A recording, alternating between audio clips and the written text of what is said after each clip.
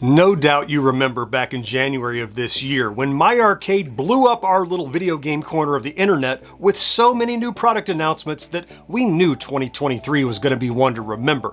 Most notable among the announcements was likely the collaboration with Atari. Now, we have looked at the Atari Microplayer Pro. We know the GameStation Pro, that little plug-and-play console, that's coming later this year. But today, in this video, I have the handheld Atari product, the Pocket Player Pro, and it's branded Atari 50th Anniversary and kind of looks all Pongy. I like that about it. We're going to take this for a test drive and see if it's right for you right after this. This video supported in part by... Playing VR, I tend to sweat. It gives me an edge, so King of Nerds happens to give me an edge too. Let King of Nerds give you the edge. Bye, King of Nerds. Hey there, welcome back to GenXGrownUp. I am John and I am a GenXGrownUp. I would like to thank you so much for clicking on this video. Now that these new My Arcade products have started to roll out, we have learned that of all the new products, it looks like they're doing 3 varieties of each one. They're doing a Microplayer Pro, they're doing a Nano Player Pro, and they're doing a Pocket Player Pro of each of the different, what do you got, like Namco and Tetris and Ms. Pac-Man and all these different things. This, though, is the Atari, and unlike all the others that are arcade games, this is Atari 2600 emulation in a little handheld gadget. It's something I was really looking forward to, and we don't have to look forward to it anymore. It's here. Let's get to the table and check it out. Well, hello there, little Atari Pocket Player Pro. I've been looking forward to meeting you for months now, and you're finally here on my table. We're going to quickly look at the box, and we're going to get this thing open, then we're going to play it because that's the most important part. But there's stuff to be learned here. If you saw my video the other day where we looked at the Microplayer version of this, my assumption is going to be that it's a lot of the same in a different kind of enclosure. We'll see if I'm right or not, but let's get started right here on the front. So this, again, they're highlighting Missile Command, Asteroids, Pong, Centipede, Breakout, Warlords here, even though we kind of know that these are not the highlights of, of the Atari 2600 line, and a lot of these are paddle and trackball games, but we made that same observation on the other one, and we know the limitations of a little D-pad versus an actual, paddle or something. We'll work through that as we find out what's available. 100 games, it says here. If I flip this guy over, we see a little bit of a detail about the 2.75-inch screen. That's standard on all of these, and we know that it has the screen, the power supply. Adjustable brightness is somewhat new, 4 AA batteries, and you can power it with USB-C if you would prefer. And now back to the front. These all have this little magnetic lift latch, and if you lift this one, we're presented with a list of 75 legendary Atari 2600 games. Wait, what's that math? They said 100 games? Yeah, I think we've learned now that they have added some games to pad out that nice round number 100, but none of that takes away from the beauty of this little guy. I think this looks phenomenal. It's the 50th anniversary labeling, the branding, the Pong stripes. You have the yellow orange, the dark orange, that burnt orange, and the brown on the side. And just for nothing else other than the design of this and the feel, I've been really looking forward to getting my hands on this one. So I'm not waiting any longer. Time to free this one from its box so that we can get to know each other a little bit better.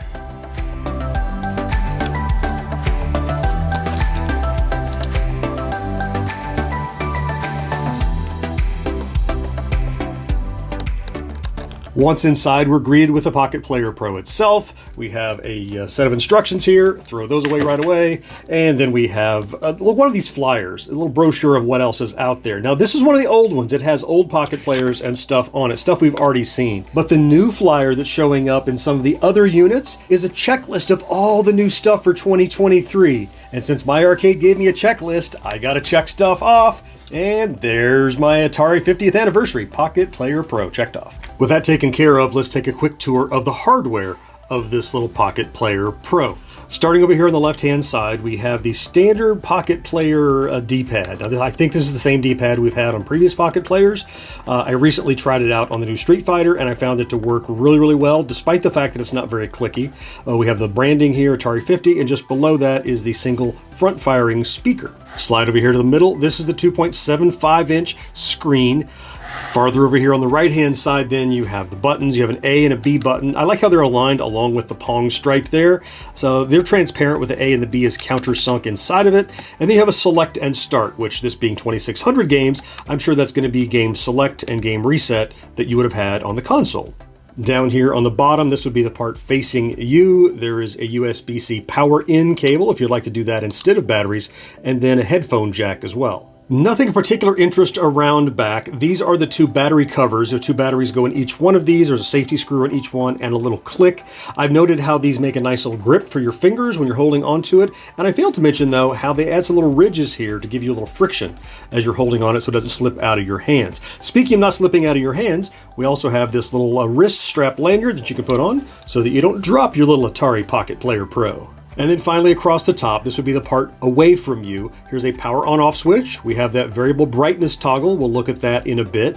We have a difficulty switch. This is hardware button right on the unit, not buried in software, just for the left player, the first player, because this is a single player title. Then we have a home button, which would bring you out of a game back to the menu. And finally, a volume rocker. It is worth pointing out that I noticed there's one switch omitted on this Pocket Player that was present on the Micro Player, and that's the TV type, the color black and white switch. Now, you might think that's a novelty, maybe none of the games here really need it. As an Atari fan and a purist, I really wish I had that. Maybe it's inside of software or something, or maybe they just opted to go without it on the Pocket Player. We won't know for sure until we get it fired up, but definitely there's no switch externally for it. There's no button like there was on the Micro. And that brings us to the best part of the video, where we finally throw some batteries in this guy, fire it up, and play some Atari games. Now, as we prepare to fire this up and play some games, I should let you know that down in the description of this video are links to all of the new products available from MyArcade's new 2023 product line. A single click, and you're on the order page if you see something you're interested in. And while you have your credit card out, you should know about our merch store over at GenXGrownUp.com/merch. Now, if you would like a t-shirt with our logo on it, that's great. But it's not just that. We have designs over there all across the gaming spectrum, from joysticks to Atari to Activision to Adventure Dragons to whatever you might like. We probably have a t-shirt you'd be interested in. And every one you purchase will cover your torso and help cover our expenses to keep Gen X Grown Up running. Okay, let's get back to playing. Batteries are in. Let's power it up and take it for a test drive. Oh, we're entering the arcade. There's our Pocket Player. My arcade. Okay, just like with the Micro Player, what we have here is our featured games and our bonus games. So we know we have a subset of the 100 are actually 2,600 games, and then we have some other stuff. We'll check that out in a bit. Let's start by looking at the brightness. So we have this little brightness switch up here. So this is standard brightness, and I believe it's a toggle three-way. There's brighter, there's dim, and there's medium. Yeah, so just depending on which one looks the best to you. I'm going to leave it on medium because that's how I adjusted my camera, and let's jump into the featured games. Okay, here's what we have. 10 games per page, and each game has its own background that you can see. And we have 10, 20, 30, 40, 50, 60, 70, 1, 2, 3, 4, 5, 6, 7. 77 games. Again, I don't think that's coincidence. The Atari 2600, or VCS as was known then, was released back in 1977. I'm going to chalk that up as an intentional Easter egg. Look, Yar's Revenge is here. I played that over in the Micro Player. Let's look at some other stuff. The first thing I want to look at is, let me see. What we don't see here that we would love to see is Berserk, right? Because Atari reacquired the license, or I should say acquired the license to Berserk from Stern to start distributing it. It's not here. You got to think Berserk's going to start showing up on a lot of these toys. But then there's crazy stuff like basic math and basketball. Look, I did Asteroids in the previous video, but it's Asteroids. So I'm going to turn the volume up and just see how it plays. So here's the select game. Yeah, we'll just pick game 7 maybe, so that works. Difficulty, you can see it says P1 easy there, so let's reach up to the difficulty switch, which is right up top here. And you can see it changes to hard, easy, hard, easy. So it looks like there is no color black and white at all. So now we know. So let's give this a start. Yep, that's some Asteroids. Love it. Hyperspace, how'd I do? Oh, hyperspace right in front of a rock. D-pad is great for this kind of game. For any kind of game, frankly. It seems to be working really well. I'm happy with the D-pad that MyArcade is using on these. Let's finish off this level. Come on. Doom, doom, doom, doom, doom, doom. Like Jaws is coming for me. Nice. All right, let's hit the home button. And we're right back out. Let's take another sampling of a few things like boxing. So this, if you don't recognize it, this is the Activision boxing. So they have at least one Activision title on here. Not exactly my favorite game, not one I've ever been fond of. I kind of roasted a little bit when I did my my ranking tier of Activision games, but hey, it's an Activision game, and you have it on this little unit, so that's pretty cool. Casino, Centipede, Soccer, Circus Atari. Now that's a paddle game. So let's take a look at, this is one of the paddle games that, I mean, this is intended to simulate paddle, so let's take a look. I suspect it's going to have a little trouble. So here I am moving back and forth. They do try a little acceleration. Look at that. That's nice. So there's a little acceleration there. Move slower at first, and the longer you hold it down, just a bit. Not the same as a paddle, but it's something, right? You should be able to flip as well. So, yep. Oh, the finesse is just not there.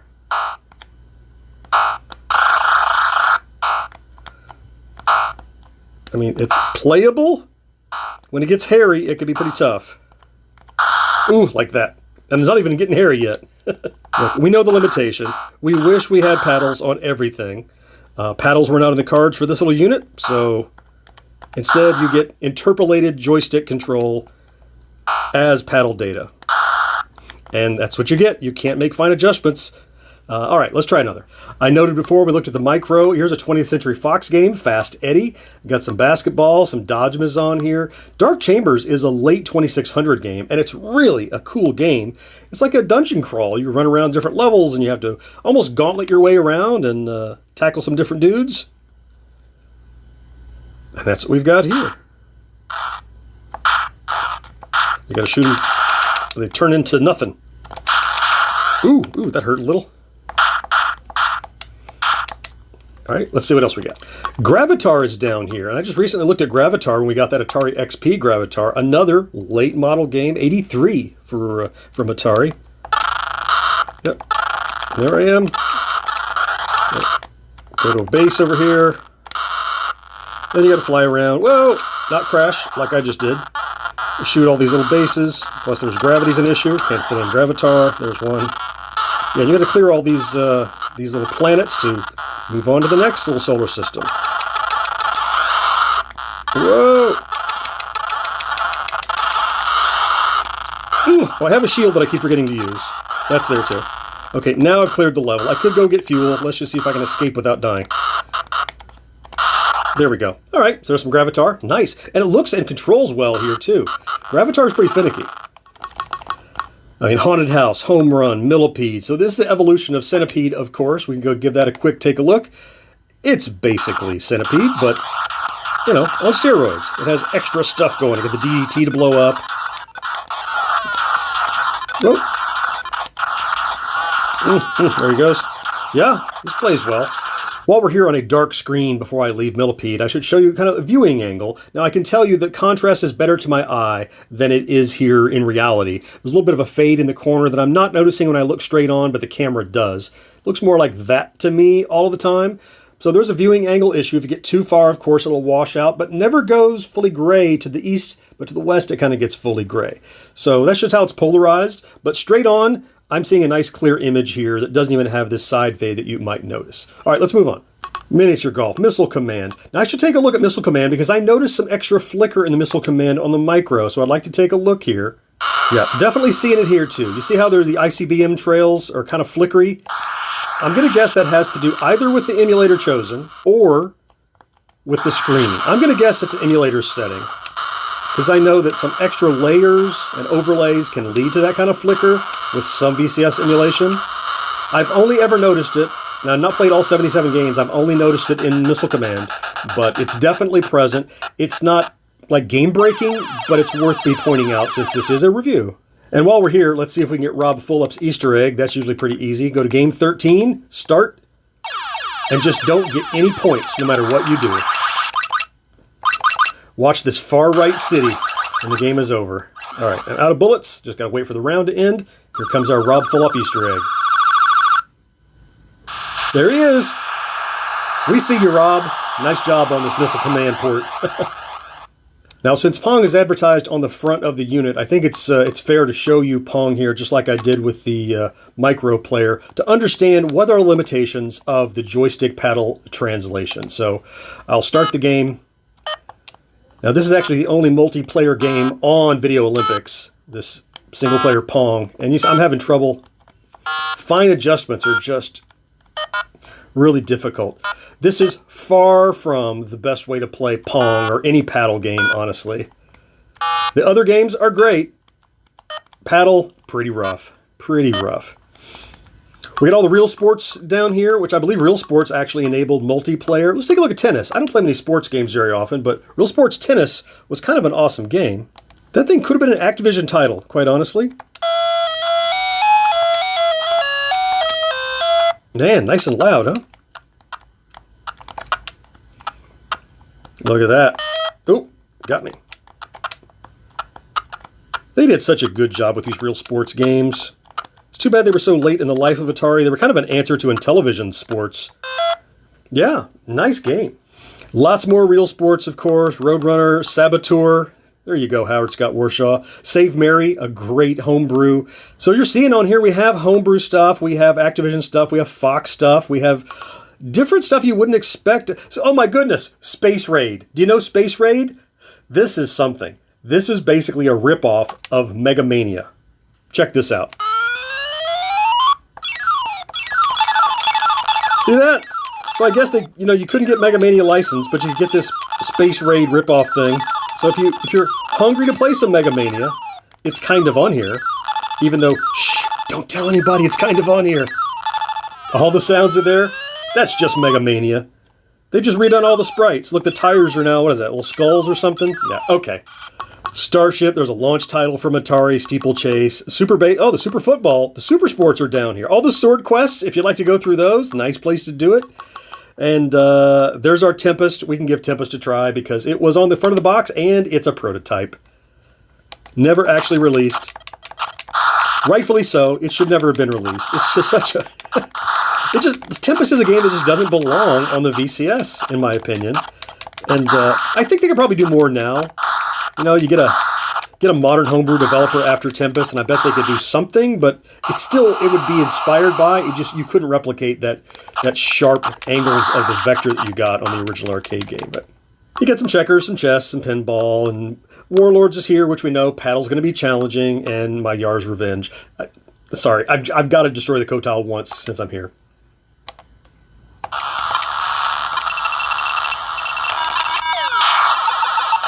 Boom! That didn't take long. All right, I did it.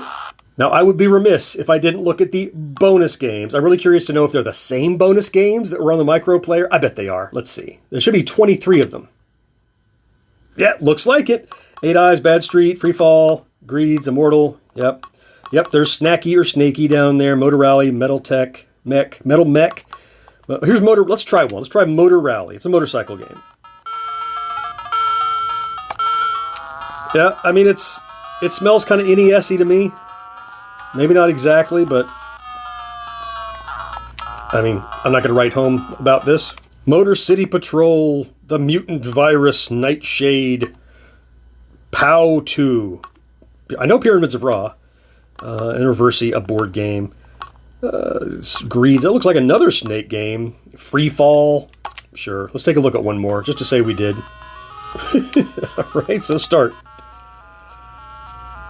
Arena 1, The Slick Beam. What am I doing? Am I catching things? I mean, there's no instructions, so... Well, I didn't catch him.